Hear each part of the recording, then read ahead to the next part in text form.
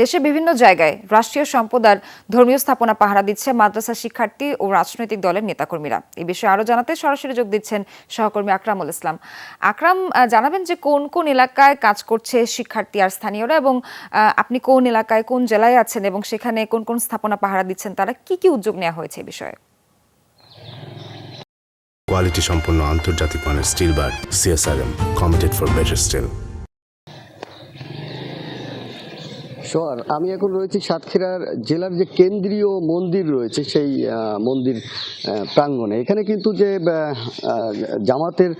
জামাত নেতৃবৃন্দ এবং যারা শিবিরের নেতাকর্মী রয়েছে শহরে, তারা কিন্তু এই যে কেন্দ্রীয় মন্দির কিন্তু পাহারা দিচ্ছে। এরই মধ্যে কিন্তু বিভিন্ন সামাজিক যোগাযোগ মাধ্যমে কিন্তু আমরা খবর পেয়েছিলাম যে সাতক্ষীরার কেন্দ্রীয় মন্দির ভাঙচুর করা হয়েছে, আগুনে জ্বালিয়ে দেওয়া হয়েছে, কিন্তু বাস্তবে কিন্তু কিছুই ঘটেনি। আমরা যেটি দেখছি, এখানে মন্দির কিন্তু অক্ষতই রয়েছে, বা এখানে জামায়াতের নেতাকর্মীরা, শিবিরের যারা শহরের বা নেতাকর্মীরা বা বিভিন্ন যারা কলেজে তারা শিক্ষার্থী, তারা কিন্তু এটি পাহারা দিচ্ছেন। এবং এখানে যারা জেলা মন্দির কমিটির নেতৃবৃন্দ রয়েছেন এখানে আমরা দেখছেন, তাদের সঙ্গেও কিন্তু আমি কথা বলেছি। তারা যেটি বলছেন, সাতক্ষীরা সদর উপজেলার মধ্যে কোথাও মন্দির ভাঙচুর হয়েছে বা উপাসনালয় ভাঙচুর হয়েছে এমন কিন্তু কোনো ঘটনার খবর তারা দিতে পারছেন না। তারা বলছেন এমন খবর কিন্তু এখনো তারা কেউ পাননি। আমি জেলা প্রশাসকের সঙ্গেও কথা বলেছি, তারা যেটি বলছেন, সাতক্ষীরা জেলায় এখনো কোনো মন্দির ভাঙচুরের সঠিক তথ্য তিনি দিতে পারেনি, তবে বলছেন যদি এমন তথ্য পাই সেটি আমাদেরকে তিনি